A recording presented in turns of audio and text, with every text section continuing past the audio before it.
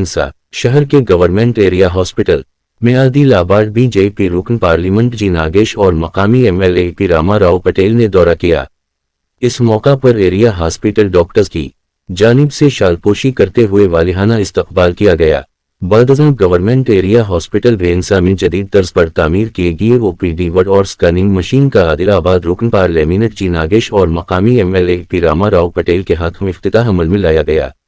इस मौका पर बीजेपी कायदीन व कारकुनान के अलावा गवर्नमेंट एरिया हॉस्पिटल डॉक्टर्स जिनमें area hospital superintendent doctor Kashinath, doctor Surendra Reddy, doctor Anil Kumar, doctor Vijay Anand, doctor Naresh के अलावा दीगर मौजूद थे।